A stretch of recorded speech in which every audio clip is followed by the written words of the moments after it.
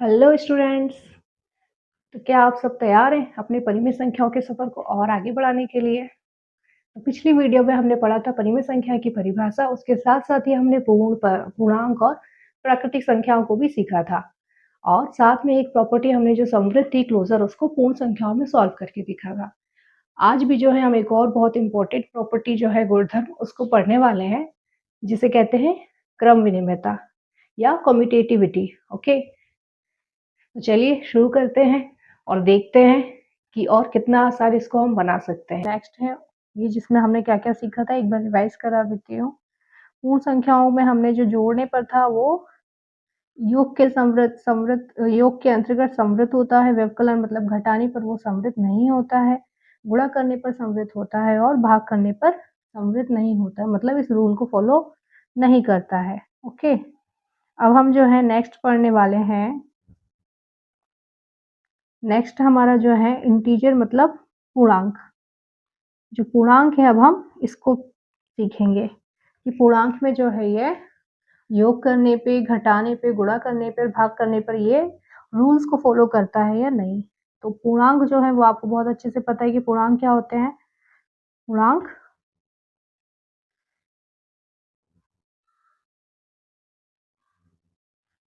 Chapter number first है ना, ये यहाँ लिख देती हूँ।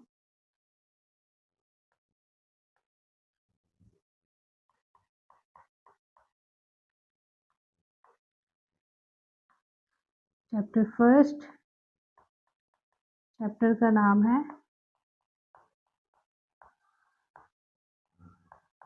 परिमेय।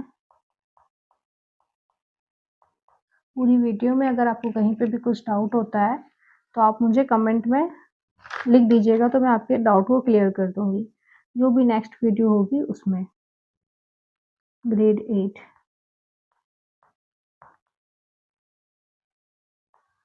अब हम क्या पढ़ने वाले हैं, समवृत्त को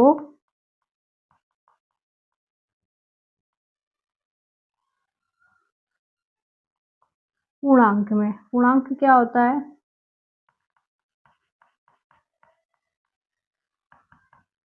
पूर्णांक जो जिसमें 1 2 3 0 सारे नंबर है, बट माइनस के नंबर्स भी हैं। ओके, तो ये जो है ये पूर्णांक होते हैं। अब हमको पूर्णांक में योग करके देखना है। सबसे पहले क्या प्रॉपर्टी है, योग की। तो हम इसको योग करके देखते हैं पहले। मतलब तो किसी भी तरह के पूर्णांक को हम लेते हैं तो एक पूर्णांक आता है या नहीं, मतलब योग करना मतलब a प्लस बी। ओके, दो नंबर्स को, अब हम उसको भी, उसमें भी हमको पूर्णांक वैल्यू ही चाहिए। तो हमने जैसे -6 ले लिया, प्लस का 5 ले लिया। मैंने पहले भी बताया था कि माइनस प्लस क्या होता है, यहाँ पर माइनस और प्लस मतलब दो अपोजिट साइन आ गए, दो अलग अलग साइन आ गए, तो वहाँ पे क्या हो जाएगा, माइनस होगा। मतलब 6 में से 5 को माइनस करेंगे तो 1 आएगा, और उस 1 के आगे भी कौन सा साइन आएगा, वो बड़ा नंबर बताएगा। 5 और 6 में जो है 6 बड़ा है, तो 6 के आगे माइनस है, तो यहाँ 1 के आगे भी माइनस आ जाएगा। ओके, अब हम कोई दूसरा नंबर लेते, तो ये तो अपन को पता चल गया कि ये तो पूर्णांक आ रहा है, ये पूर्णांक नंबर मतलब माइनस का बना रहा है। अब हम क्या लेते हैं, 8 ले लेते हैं। 8 प्लस 5 कितना हो जाएगा, 8 5 13। ओके, दूसरा नंबर ले लेते हैं माइनस का 7, उसके बाद प्लस करते हैं माइनस के 5 में। क्या आ रहा है, माइनस का 7, ये प्लस माइनस माइनस हो जाएगा। अब माइनस माइनस क्या हो जाएगा, प्लस हो जाएगा। मतलब 5 में प्लस किया 7 को तो 12 आया, और 7 बड़ा है, 7 के आगे माइनस का साइन है, तो 12 के आगे माइनस का साइन आ गया। तो आप यहाँ पर एक चीज़ नोटिस करो कि ये सारे के सारे जो नंबर है, माइनस का 1 13, माइनस का 12, ये सब क्या है, पूर्णांक नंबर है। मतलब ये पूर्णांक के अंतर्गत समवृत्त होता है, मतलब यहाँ पर ये रूल फॉलो करता है। क्या है ये, पूर्णांक के अंतर्गत समवृत्त है। जितना भी मैं जो जो बोल रही हूँ आपको बिल्कुल ध्यान से सुनना भी है और ध्यान से देखना भी है। नहीं तो बाद में फिर सोचोगे आप कि ये 2 कहाँ से आया? माइनस का 12 कहाँ से आ गया? 12 के आगे माइनस कैसे आ गया? 7 में से माइनस मतलब 7 में से माइनस घटाया क्यों नहीं, प्लस क्यों कर दिया? क्योंकि आप ध्यान से सुन नहीं रहे होगे। तो इसलिए ध्यान से सुनोगे तो सब कुछ समझ में आएगा आपको। अब हम क्या करते हैं, घटाना देखते हैं।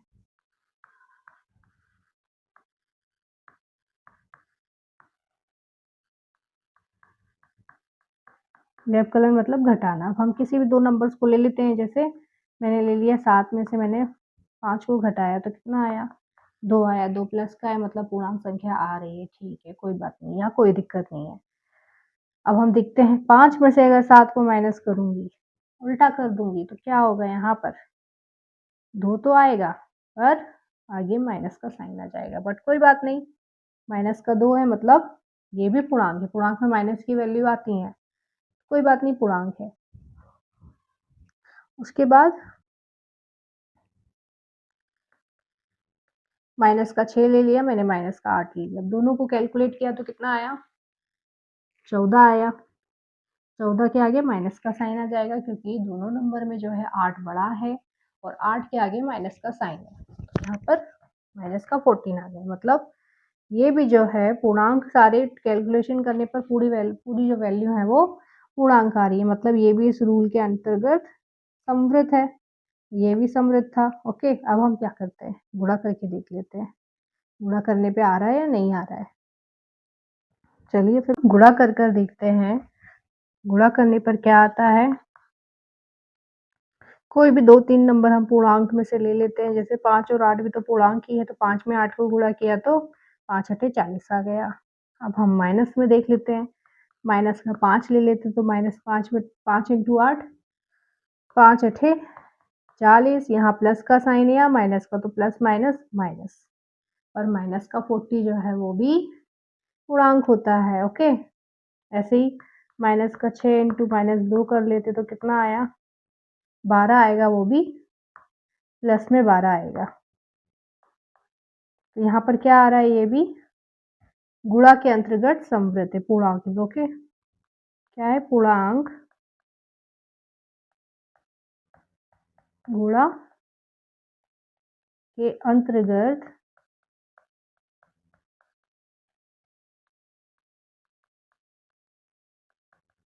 समवृद्ध है।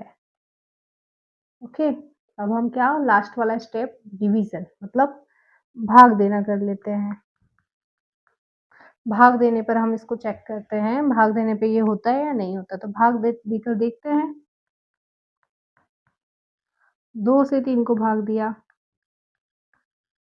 क्या आ रहा है? 2 से 3 को भाग देंगे तो बहुत रेशनल मतलब फ्रैक्शन में चला जाएगा, मतलब दशमलव में चला जाएगा आंसर, तो ये तो पूर्णांक है ही नहीं। पूर्णांक में माइनस की वैल्यू आती है, प्लस की वैल्यू आती है, 0 आता है। ओके, तो ये नहीं है। ऐसे ही हम अगर 6 को 2 से भाग देंगे तो ये तो चला जाएगा,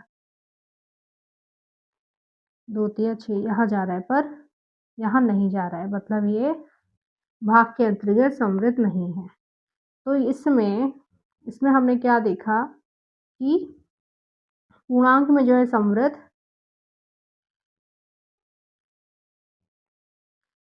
जो है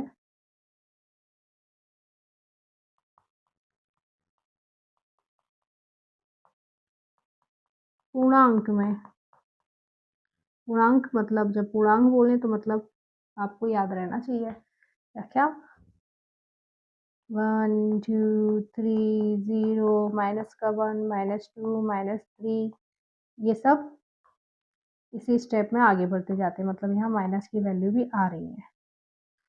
ओके, तो इसमें क्या, प्लस करने पर मतलब योग करने पर ये समवृद्ध है, गुणा करने पर समवृद्ध है, घटाने पर समवृद्ध है, बस भाग करने पर समवृद्ध नहीं है। इसका ओवरऑल ये है। ओके, इतना ही है।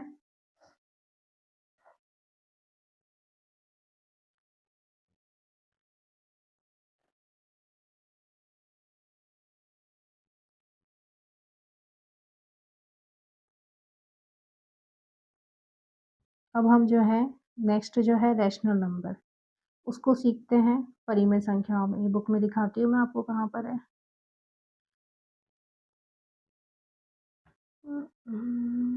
ये रहा, ये रहा परिमेय संख्या। अब हम इसको पढ़ते हैं। ओके, दो परिमेय संख्याओं को जोड़ने पे परिमेय संख्याएं आती हैं या नहीं, दो परिमेय संख्याओं को घटाने पर आ रही है या नहीं। आंसर हमारा परिमेय संख्या ही आना चाहिए और उसकी कैलकुलेशन को लेने के लिए भी हमको परिमेय संख्या ही लेनी है।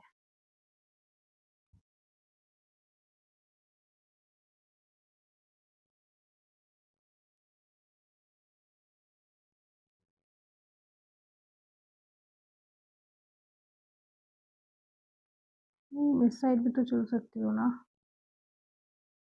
चलिए इसी के नीचे हम ले लेते हैं इसको। परिमेय संख्या समृद्ध, इसमें परिमेय संख्याओं में।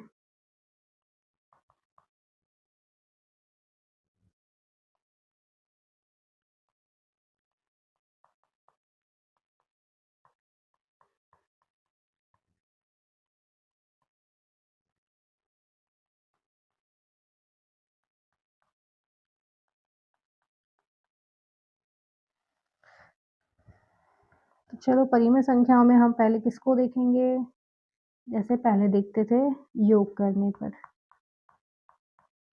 मतलब जोड़ने पर। जोड़ने पर क्या आ रहा है, हम किसी भी तरह की दो परिमेय संख्या ले लेते हैं, जैसे 1/2 प्लस 2/3। दो परिमेय संख्याएं हैं, ये परिमेय संख्या है, ये परिमेय संख्या है, क्योंकि अंश बटे हर के फॉर्म में है। ओके, तो अब हम इन दोनों को जो है कैलकुलेट करते हैं। क्या आता है, दोनों का एलसीएम। एलसीएम लेना आता है आपको। जब भी हमें ये प्लस माइनस करना होता है परिमेय संख्याओं को, तो हमें इसका एलसीएम लेना पड़ता है। मतलब 2 और 3 का एलसीएम लेते हैं। 2 एकम 2, 3 ऐसा के ऐसा आया। जब तक 3 एक बार में नहीं जाएगा तब तक 3 को वैसे लिखना पड़ता है। 3 एकम 3, क्या आया, 2 इंटू 3 6, मतलब एलसीएम क्या आ गया, 6। अब 1 इंटू में ये बीच में प्लस का साइन है। अब इस 1 के मल्टीप्लाई में क्या आएगा, ये 2 बताएगा। ये जो 2 है उससे हम 6 को डिवाइड करेंगे, मतलब भाग देंगे। कितना आएगा, 3। यहाँ 3 मल्टीप्लाई में आएगा। यहाँ पर 3 जो है, मतलब 6 से हम 6 को हम 3 से डिवाइड करेंगे, तभी हम 2 के बगल वाला साथी ढूंढ पाएंगे। 3 से हमने 6 को डिवाइड किया तो कितना आया, 2 बार में। 3 एकम 3 प्लस 2 दूनी 4, नीचे 6, कितना आया आंसर। ये क्या किया है मैंने, हाँ इसको तो मैंने गड़बड़ किया है।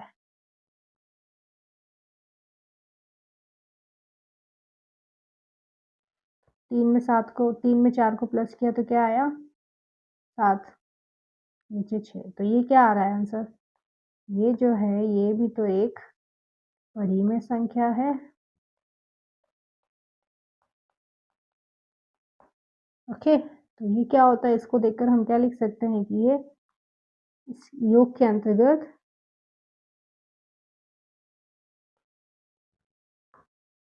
योग के अंतर्गत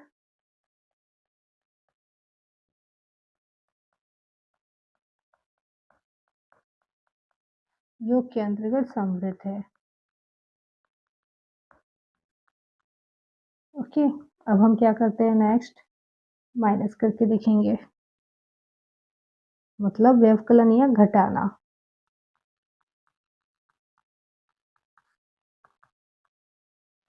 घटाने में हम जैसे ले लिए 3/2 को मैंने 4/5 से घटाया, तो फिर से इन दोनों का एलसीएम लिया। दोनों 2 भी एक बार में जाएगा, 5 भी एक बार में, मतलब 2 इंटू 5 हो जाएगा। क्या हो जाएगा एलसीएम, 10।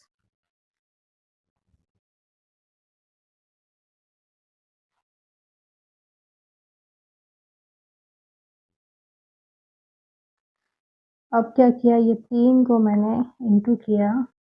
3 को किससे इंटू करेंगे, किससे मल्टीप्लाई करेंगे 3 को, ये कौन बताएगा, 2 बताएगा।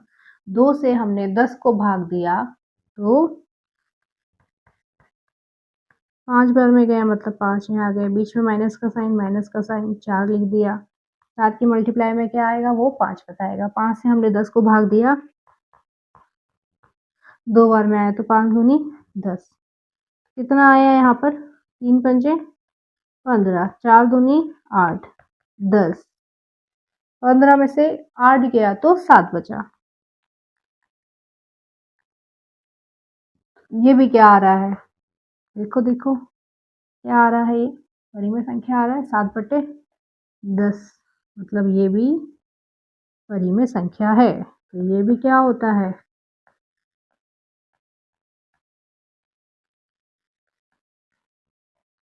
ये भी इसके अंतर्गत आ जाता है। ओके, अब हम चलते हैं दूसरे पर। क्या है दूसरा, दूसरा हमको क्या पढ़ना है, मल्टीप्लिकेशन मतलब गुणा करना।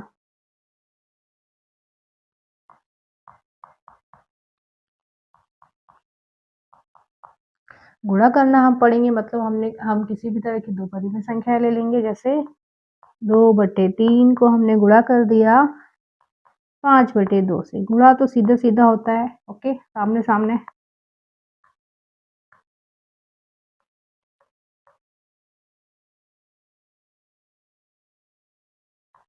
तो 2×5 = 10, 3×2 = 6। ओके, तो क्या है, इसको हम क्या लिख सकते हैं, वो छोटा जो है 2 के पहाड़े से ये पूरा जाएगा, 2 के पहाड़े में 10 भी आता है, 6 भी, तो 2×5 = 10, 2×3 = 6, मतलब 5/6 क्या है, ये भी तो एक परिमेय संख्या है। तो ये भी क्या होता है, ये रूल को फॉलो करता है, मतलब ये भी रूल को फॉलो कर रहा है। अब क्या करना है हमको, नेक्स्ट क्या करना है, भाग देना है। भाग देने के लिए तो परिमेय संख्या ले लेते हैं। पहले ले लिया हमने 3/2, भाग दिया 4/5 से, मतलब बटे, इसको भाग में हम कैसे लिख सकते हैं, इसको भी मैं बताती हूँ। 3/2 भाग दिया 4/5 से। अब ऐसे तो भाग देना मुश्किल हो जाएगा, क्या करोगे आप, 3/2 वैसा की वैसा लिखा, जो 5 है ऊपर चला जाएगा और ये डिवाइड का साइन मल्टीप्लिकेशन में चेंज हो जाएगा, 5 ऊपर 4 नीचे। सीधा यहाँ से देखकर आप बोल सकते हो कि 3/2 तो सेम वैसा की वैसा रहा, इसके जैसा। मल्टीप्लिकेशन का साइन चेंज होके क्या आ गया, भाग का साइन आ गया, भाग का साइन चेंज होके मल्टीप्लिकेशन का साइन आ गया और ये उल्टा हो गया। ओके, समझ में आया आपको, ये उल्टा हो गया, अपोजिट। इतना सा है इसमें प्रोसेस, और कुछ भी एक्स्ट्रा नहीं है।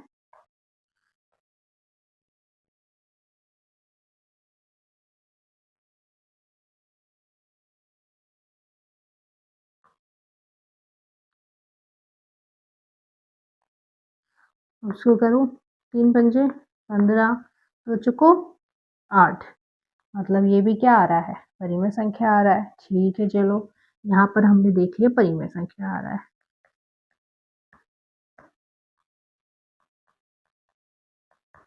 ठीक है, पर क्या होगा,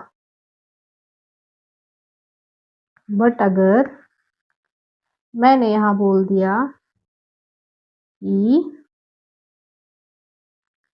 एक को 1/0 से डिवाइड करो, क्या आएगा, इस एक के नीचे कुछ नहीं है, चलो मान लिया 1 लिख दिया, डिवाइड किया 1/0।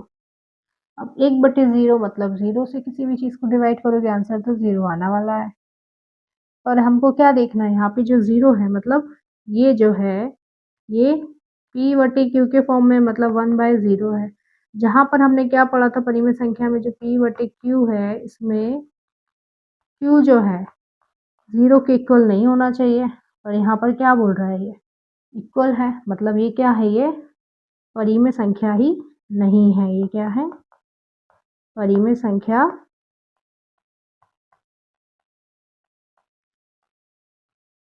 नहीं है। तो हम इसको क्या बोलेंगे कि ये 0 से हम किसी भी वैल्यू को डिवाइड नहीं कर पाएंगे, क्योंकि p/q के फॉर्म में नहीं आता है। तो ये यहाँ पर इस रूल को फॉलो नहीं करता है, मतलब ये इसके अंतर्गत नहीं आ रहा है। भाग जो है,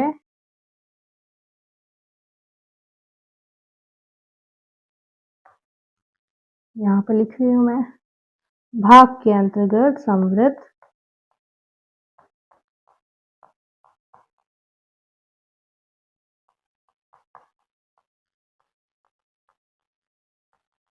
समवृत्त नहीं है। ओके, तो ये पूरा जो था हमारा समृद्ध में परिमेय संख्याओं में समृद्ध, इसमें हमने क्या क्या देखा योग के अंतर्गत। चलो इसका शॉर्ट देख लेते हैं।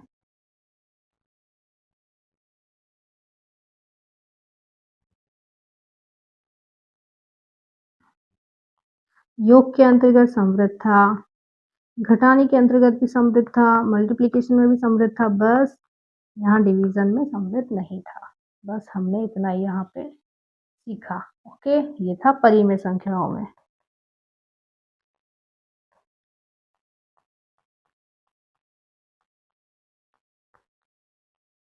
परिमेय संख्याओं में था क्या था समृद्ध। ओके, इतना कुछ टफ नहीं था, बहुत इजी था। अब हम जो है एक और जो मेन बहुत ज़्यादा इम्पोर्टेंट जिससे क्वेश्चन सबसे ज़्यादा पूछे जाते हैं हम उसको पढ़ने वाले हैं। वो क्या है नेक्स्ट टॉपिक, चलो दिखा देती हूँ कहीं दिख जाए आपको तो। ये रहा क्रम विनिमयता 1.2.1 हमने पूरी कंप्लीट की है। अब हम 1.2.2 मतलब क्रम विनिमयता मतलब कम्यूटेटिव जो रूल होता है उस पर जाएंगे। ये रहा क्रम विनिमयता, इसको क्या बोलते हैं इंग्लिश में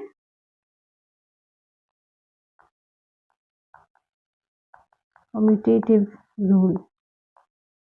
ओके, ये क्रम विनिमयता, इसको भी हम पूर्ण संख्याओं में, पूर्णांक में और परिमेय संख्याओं में सॉल्व करेंगे।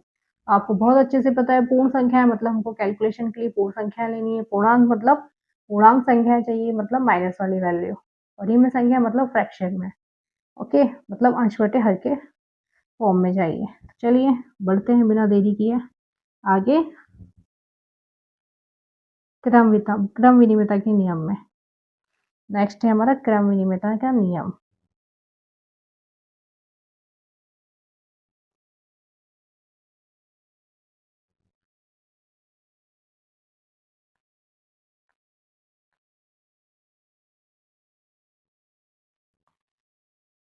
यहाँ लिख दीजिए 1.2.2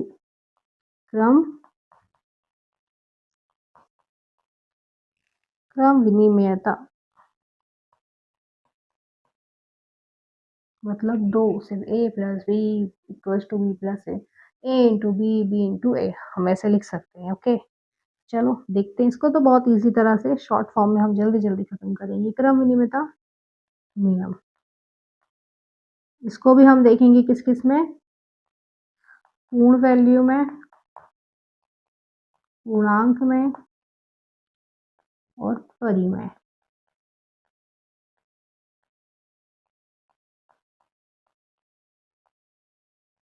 परिमेय संख्या में। ओके, हम इसमें इन सबको देखेंगे। तो पहला जो है हम इसको ले लेते हैं पूर्ण नंबर पूर्ण संख्याओं में।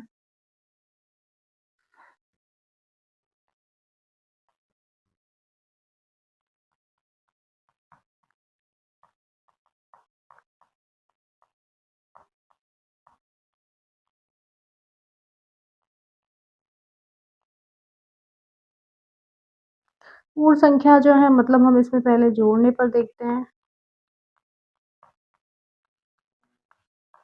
जोड़ने पर मतलब हमको क्या आना चाहिए, हम a प्लस बी या यहाँ मैं शॉर्ट फॉर्म में लिख देती हूँ कि इसको और कैसे लिख सकते हो आप, मतलब a प्लस बी को आप क्या लिख सकते हो b प्लस ए भी लिख सकते हो। यही ये भी यहाँ पर मतलब बताया है कि अगर मैंने 2 प्लस 3 लिखा तो 2 प्लस 3 को मैं क्या लिख सकती हूँ 3 प्लस 2 लिख सकती हूँ ना। ओके, तो यहाँ पर ये इस रूल को फॉलो करेगा क्योंकि हम 3 प्लस 5 5 प्लस 3 बराबर ही रहेगा, दोनों साइड इक्वल ही रहने वाली है, कुछ दिक्कत नहीं है इसमें। उसके बाद क्या है घटाने पे हम यहाँ नहीं लिख पाएंगे, देखते हैं कैसे घटाना मतलब क्यों, क्योंकि मैं यहाँ पर a माइनस बी को b माइनस ए नहीं लिख सकती, क्योंकि अगर मैंने 7 में से 5 को भाग दिया, उसको 5 में से अगर मैं 7 को भाग दूंगी, उसी को उल्टा करूंगी, 5 में से 7 को भाग दूंगी तो यहाँ पर माइनस का 2 आ जाएगा और यहाँ पर 2 प्लस का आएगा। तो ये क्या है, नॉट इक्वल है ना, इसलिए इसको मैं यहाँ पर इस फॉर्म में नहीं लिख सकती। इसलिए ये इस रूल के अगेंस्ट, मतलब ये रूल को फॉलो नहीं करेगा। ओके, घटाने पर, जोड़ने पे करेगा, घटाने पे नहीं करेगा। ऐसे ही गुणा करने पर देख लेते हैं कि गुणा करने पर ये रूल को फॉलो करता है या नहीं। तो गुणा करने पर बेटा क्या, जैसे a इंटू बी को मैं b इंटू ए लिख सकती हूँ, बिल्कुल लिख सकती हूँ। जैसे मैंने कोई भी डिजिट ले लिया, पूर्ण संख्याओं में भी डिजिट लिया मैंने, 2 इंटू 5 को मैं 5 इंटू 2 लिख सकती हूँ, क्योंकि दोनों का आंसर सेम आएगा। ये यहाँ पर इस नियम को फॉलो करेगा, मतलब जोड़ने पर और गुणा करने पर ये फॉलो कर रहा है, घटाने पर और सब्ट्रैक्शन तो बिल्कुल भी नहीं देता, वो भाग करने पर तो बिल्कुल भी साथ नहीं देता, आप लोग को पहले से पता है। और भाग देने पर जो है हम इसको नहीं लिख सकते, क्योंकि अगर मैंने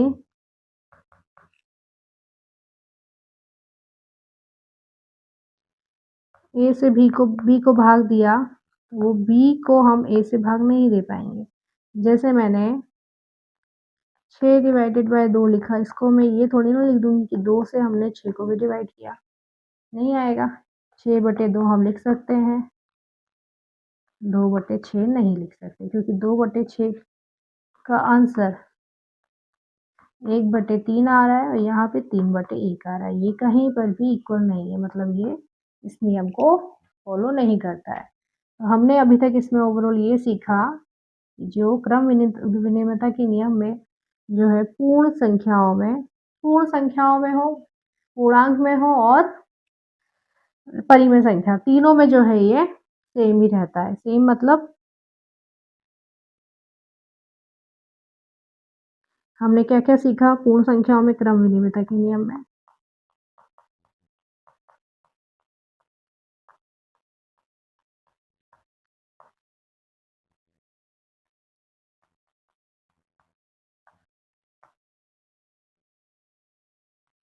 पूर्ण संख्या, ये पूर्णांक, पूरा एक टेबल बना के बता रही हूँ आपको।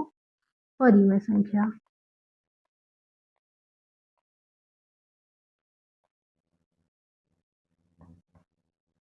पूर्ण संख्या में मतलब हम अगर जब योग कर रहे हैं तो ये नियम को फॉलो करता है। यहाँ पर घटा रहे हैं तो फॉलो नहीं कर रहा है, गुणा कर रहे हैं तो फॉलो कर रहा है, और भाग दे रहे हैं तो फॉलो नहीं कर रहा है। ये जो चीज़ है सिर्फ पूर्ण संख्या में ही सेम नहीं, पूर्णांक में भी वैसी रहेगी और परिमेय संख्याओं में भी ऐसे की ऐसी रहेगी।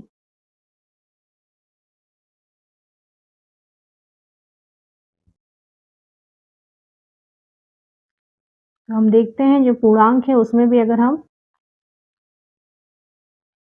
प्लस करेंगे रूल को फॉलो करेगा, माइनस करेंगे, गुणा करेंगे, भाग करेंगे तो सेम है। प्लस और गुणा करने पर ये साथ मतलब रूल को फॉलो करेगा, और आगे घटाने पर या भाग देने पर ये रूल को फॉलो नहीं करेगा। ऐसे ही है, परिमेय संख्याओं में भी प्लस किया, माइनस, मल्टीप्लाई, डिवीजन, तो ये रूल को फॉलो करेगा, यहाँ नहीं करेगा, यहाँ करेगा, यहाँ नहीं करेगा। ओके, तो क्रम विनिमयता का नियम जो है बिल्कुल सिंपल सा कॉन्सेप्ट है, तीनों में, पूर्ण संख्याओं में, पूर्णांक में और परिमेय में, तीनों में ही जो है ये सेम है। बस हमको क्या याद रखना है, इसमें याद रखने वाली बात सिर्फ इतनी सी है कि इसमें प्लस का साइन है और प्लस को ही थोड़ा सा तिरछा किया, गुणा, तो ये नियम के साथ चलेंगे, बाकी नहीं चलेगा। ओके, तो जो एक टेबल दी हुई है आपकी बुक में क्रम विनिमयता के नियम के अनुसार, मैं आपको दिखा देती हूँ। टेबल तो थी ये रही,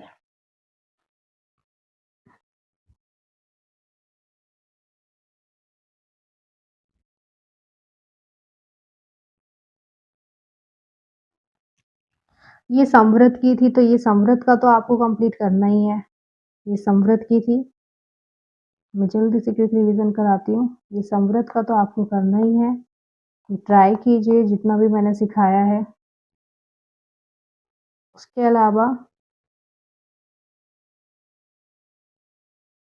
ये प्रैक्टिस के लिए, सॉरी,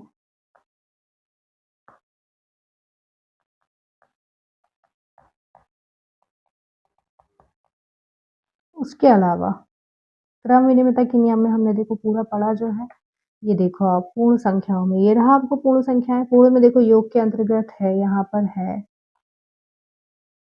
ये हमने पढ़ा, घटाने पर नहीं था, ये हमने भी पढ़ा।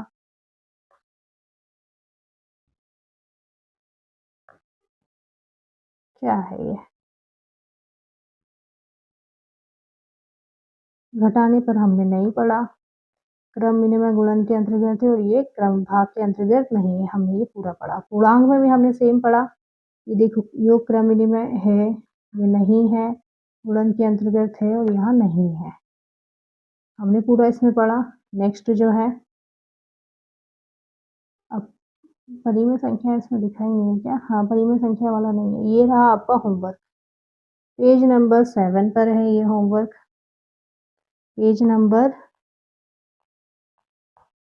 7, ये क्रम विनिमयता के से दिया हुआ है, इसको आपको होमवर्क में करना है। आप ट्राई करो, नहीं होगा आप ट्राई करोगे तो बहुत अच्छी बात है, आपका एक अच्छी तरह से रिवीजन होगा। और अगर नहीं हो पाता है तो नेक्स्ट सेशन में तो मैं आपको हेल्प करूँगी, मैं बताऊँगी ही आपको। तो ये इसमें सिंपल सा है बेटा, प्लस और मल्टीप्लिकेशन जो है रूल को फॉलो करता है, भाग करना और घटाना रूल को फॉलो नहीं करता, बस इसके अकॉर्डिंग आपको फिल करना है और कुछ भी नहीं है।